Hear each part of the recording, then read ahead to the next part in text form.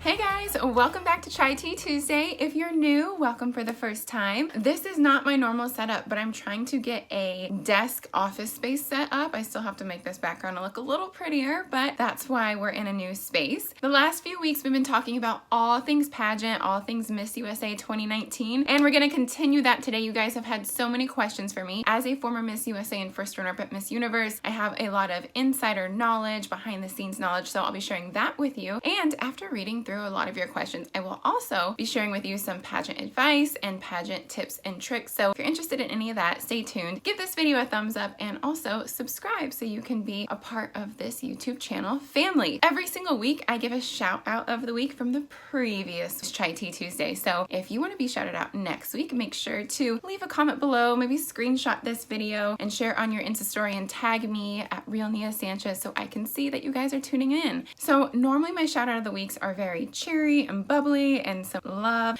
but this week I'm going to give you guys one that's a little harsher towards me, but I wanted to also be able to respond to it really quick. So this one comes from Sina, and I don't know how to pronounce your last name, but it starts with a D, and there was 3 comments like this in the last video, and her comment said, "Your comments at the end simply mean you don't think Cheslie is Miss Universe material. Just say so. I hope she does well and proves all the naysayers wrong." First of all, I appreciate anyone that shares their thoughts or opinions respectfully on my channel. Second, I just wanted to respond and say that if you do go back and listen to the last question I answered on my last video, you guys can go back and listen to it. But what I do want to say is that Cheslie, I think I read it wrong, Cheslie is absolutely amazing. She's going to be not only a phenomenal Miss USA, but a phenomenal contender at Miss Universe. And I know she's just going to blow everyone away. If you want to understand more of what I was trying to say, just check out that video because I want to get into your questions for this video. So let's pop right into it. All right, this question is from Ihsan. I think I'm saying it right. Fingers crossed that I did. First, they state that the Miss USA as a winner gets the privilege to live in the apartment with Miss Universe, but they're wondering about the runner-ups, like the top 5. Do they get any extra privileges? Does MUO provide them jobs and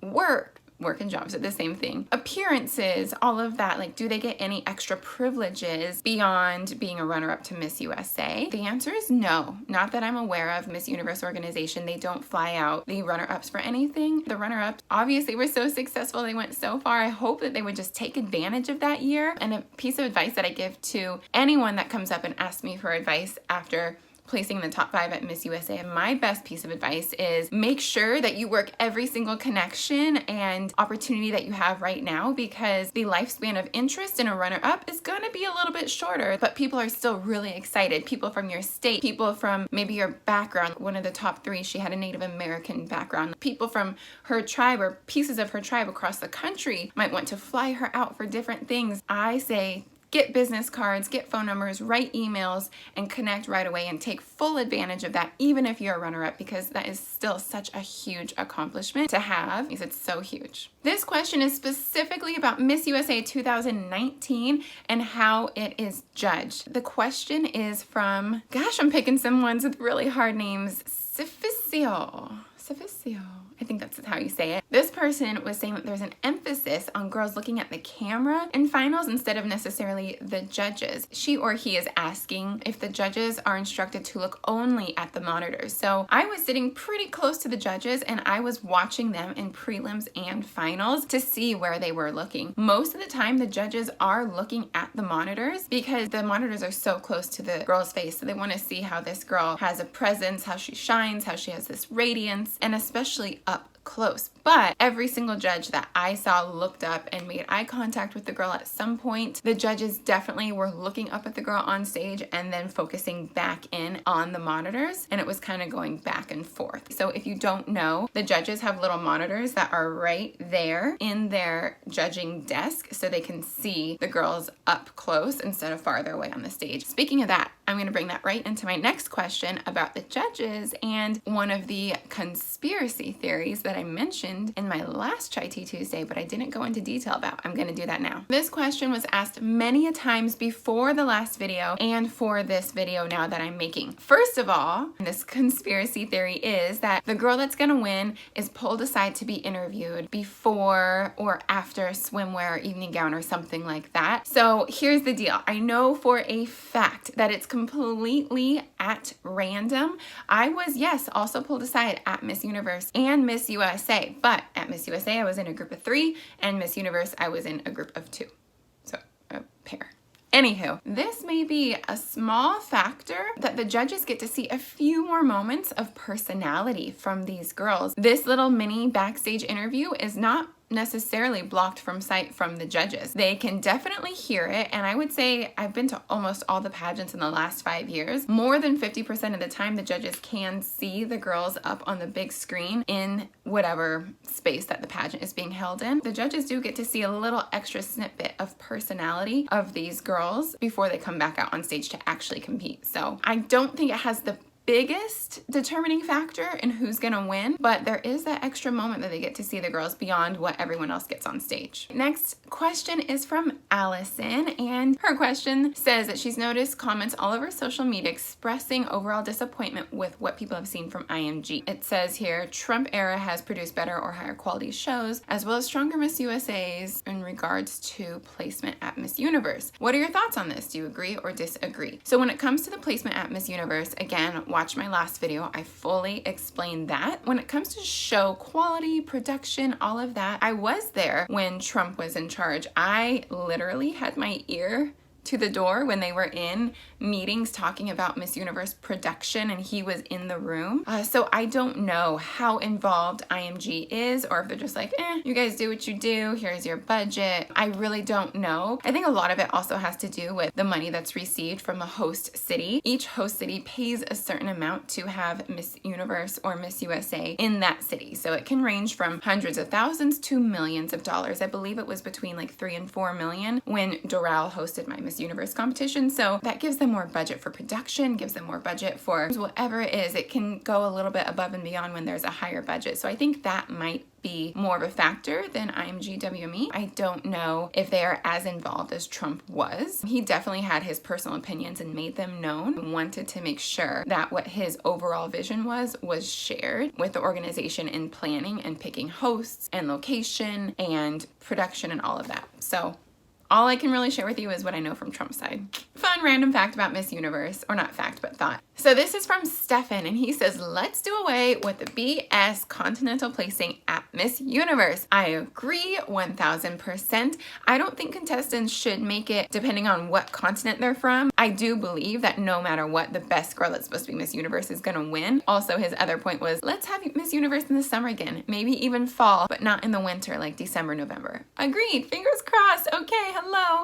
This is a good one, and it has to do with a piece of advice. So if you are a future pageant contestant, listen in on this one. This question comes from Sophia, and she says, please check the Miss Texas Instagram story. She talks about her interview and said that it was so sad that the judges didn't treat the other girls equally. So I did see Miss Texas's Insta story about that. She pretty much said that they asked her very, very general questions instead of really detailed things off her bio or harder political questions, while other girls got more difficult questions. That being said, interview is all what you want to make it. Someone could ask me what my favorite color is. It's purple. Speaking of purple, I'm wearing it today. It could be purple, and I could say,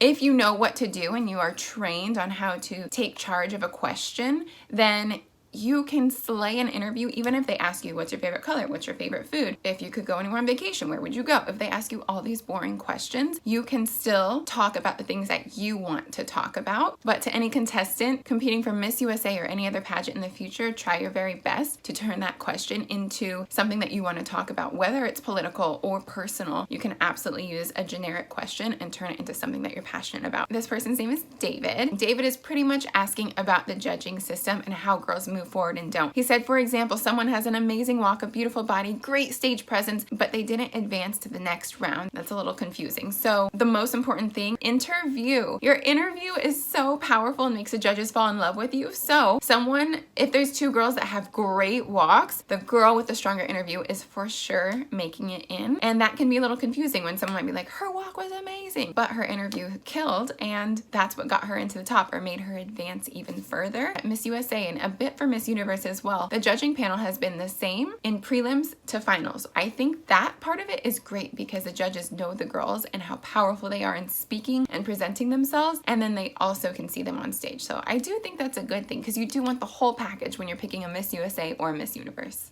Okay, last thing, and it's actually just a little itsy bitsy point to touch on. I get 1 to 3 or 4 comments every single week saying, Nia, do you know that chai means tea? So when you say chai tea, you're saying tea. Like, do you know that you're saying that? I do know that I'm saying that. Chai Tea Tuesday is a thing though. The words go together, so I'm just gonna keep saying Chai Tea Tuesday. I'm so sorry, but I love you guys. So yes, I do understand, I do know, but it's just like a thing we say here in America. If you look at menus at coffee shops, it says chai tea latte. So that's how I learned to say it, and I did not realize till later that it meant tea, but I have been aware for quite some time, and I apologize. So speaking of chai tea and Chai Tea Tuesday, thank you guys for tuning in. The next Chai Tea Tuesday will still be kind of in the beauty world, but not pageant specific. So let me know specifically what you want me to talk about, and I will pick one of your subjects to talk about next week. I will also be doing a shout out of the week, so make sure to leave a comment below, give this video a thumbs up, subscribe. I do offer pageant coaching, something I'm so passionate about. My girl Allie was the first runner-up at Miss USA this year. Last year I had the second runner-up, so we absolutely reach out if you're interested in that. And I love you guys. Thanks for tuning in, and cheers to Chai Tea Tuesday.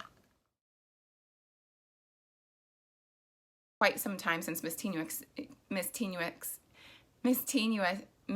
USA actually lived. Something that a lot of people are misinformed about. This question comes from India, and long story short, she's wondering about Miss Teen USA, noticing that they don't live in the apartment with Miss Universe and Miss USA anymore, and kind of wondering why that is. So let me just break down the living arrangement as of now. I kind of have an inkling that it might even be changing more. Yes, the Miss Teen USA previously did live in the apartment with Miss USA and Miss Universe. That stopped a handful of years ago. Even when I was Miss USA, which was 5 years ago now, actually Kaylee, my Miss Teen USA, was the last Miss Teen USA to live in New York City. So if the Miss Teen USA is no longer in high school, she could go to New York Film Academy and they would provide her housing and schooling and all of that. New York Film Academy is no longer a sponsor as far as I'm aware. But it is kind of like a big sleepover when Miss Teen USA does fly to New York for events, Fashion Week, all of that. She comes and she sleeps on the couch. So Miss Teen USA no longer lives in New York City. She still gets to do a lot during her year.